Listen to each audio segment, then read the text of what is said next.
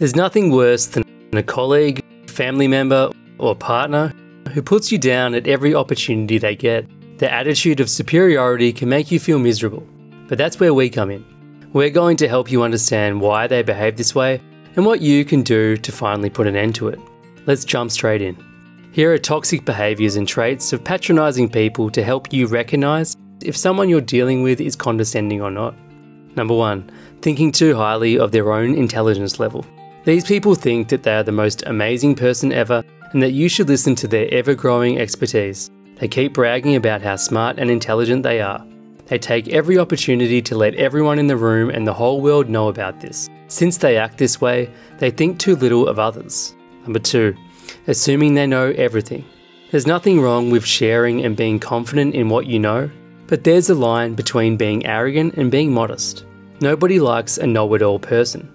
A condescending person tends to explain things, even simple things that most people already knew. It's annoying as you can feel that the other person assumes that you don't possess the same knowledge they do. Number 3, giving unsolicited advice. They have a habit of giving their opinion on every single matter. They feel that nobody is more qualified than them to speak on any topic. But the problem is, this person wants you to listen and accept it, even if you think their advice is nonsense and silly. This is because these people believe that their opinion is something that the world cannot afford to miss. Sometimes they even think they're doing you a favour. Number 4, putting a brave front. While he flaunts his superiority and acts arrogant most of the time, this person is filled with insecurities. He conceals this by wearing a mask of fake self-confidence and smartness. This person also shows off most of the time and thinks that he possesses a certain class, but the truth is, there isn't. This kind of behaviour pushes people away. Number 5, boasting about their achievements. They spend their time showcasing themselves, bragging about their talents and achievements, and everything that they have. These people feel that they are better than you and everyone. They have this need to project their perceived greatness they thought they have. Toxic and condescending people tend to be insecure, and they do this to bolster their image and show how much better they are. It could be because this is their way to compensate for the shortcomings that they hope you'll never know. Number 6, belittling pet names like Sweetie or Chief.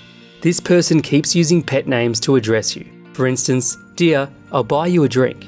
Your first instinct would be like, I think this person is a jerk. While some find it adorable if an old lady calls them hun, not everyone likes it too. Using those overly familiar, chummy nicknames doesn't make someone feel good. People even find them condescending as it comes out to be patronising. Even if it sounds sweet and delicious or like something you might call your dog, avoid using pet names when addressing people. Pet names aren't essential as they make people feel inferior. It further brings out the problem of possession and the illusion of having an ulterior motive. For instance, a boss who calls his subordinates chief or honey has a way of rubbing elbows with them.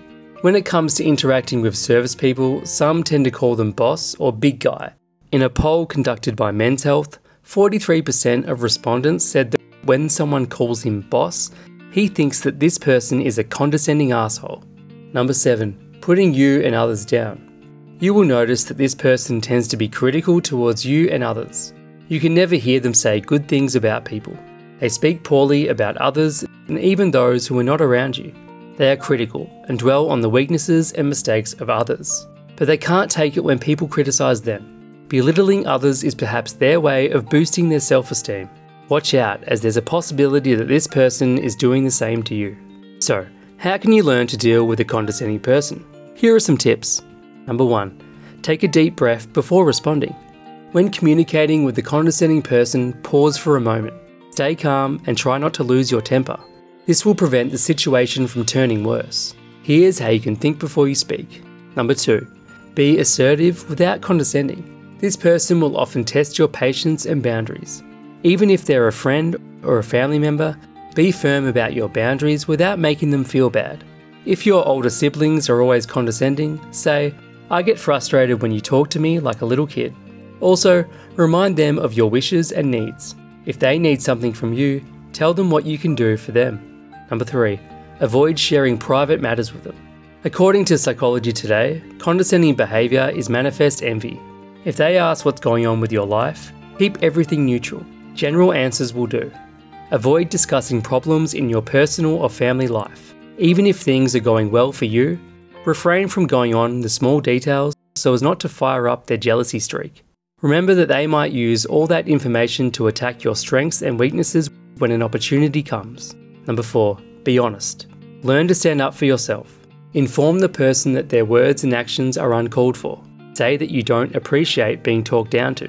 Sometimes the other person doesn't realise that he's already being condescending.